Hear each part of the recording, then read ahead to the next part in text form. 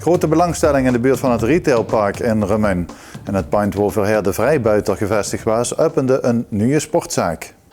Om 10 uur 's ochtends sting het publiek al dik voor de ingang van de nieuwe sportwinkel op het retailpark in Remun.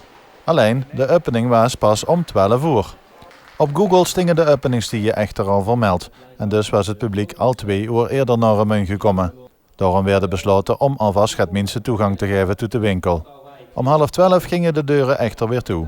Toen was het tijd voor de echte officiële opening. Decathlon is de naam van een nieuwe sportwinkel in Remun. Nou ja, helemaal nu is Decathlon natuurlijk niet. De grootgrutter in sportartikelen heeft al honderden vestigingen over de hele wereld. In Limburg ligt een Kerkrooy al in het Decathlon. Maar in Midden-Limburg was er nog geen. Toen woon zich 12 uur 's middags dan. Want toen mocht het eerste publiek nu echt officieel naar binnen. 10, 9, 8, 7, 6, 5, 4, 3, 2,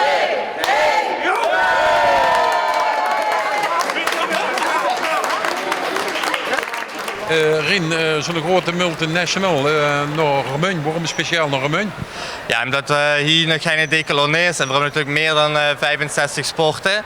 Ja, en dus natuurlijk, we kunnen sport toegankelijk maken samen met partnerships. Ik zorg dat meer jullie gewoon sporten, dat is ook eigenlijk een van onze doelen. En ja, dat waren in Remun nog niet, dus ik denk dat we absoluut een toevoeging zijn hier. Waar komt Decathlon vanaf? Oorspronkelijk in Frankrijk. 1976 al opgericht en sinds 2000 in Nederland en sinds 2003 in Limburg, in Kerkrooy. Toch wel een flinke winkeloppervlakte nu hier. Ja, bijna 3200 vierkante meter op verkoopbasis. 37, 75 is de ganse area.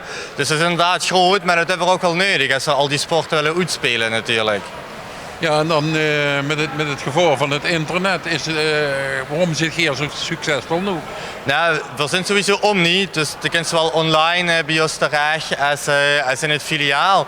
En ik denk dat die combinatie juist goed is, want het lukt steeds meer via internet. Maar er blijft wel nog behoefte aan een fysieke winkel natuurlijk. Met beleving, wat ze sportproducten kunnen testen, wat ze gewoon fysiek advies krijgen van een van mijn teamgenoten hier binnen. Dus ik denk dat dat gewoon die en combinatie, dat die gewoon echt belangrijk is.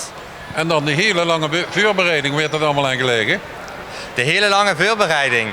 Nou, er is natuurlijk wel een en ander van procedure geweest. Ik moet zeggen dat ik niet vanaf het begin daarbij betrokken ben geweest, gelukkig maar.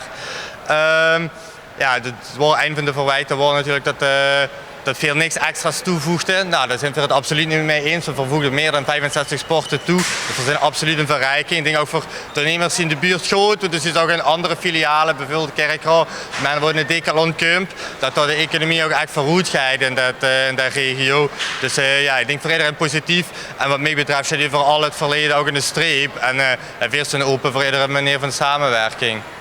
Ja, dus ik vind je aan het retail, ik kan alleen maar zeggen, ik hoop dat je heel veel bezoekers krijgt en kopers. Ja, dat hopen we ook absoluut. Welkom.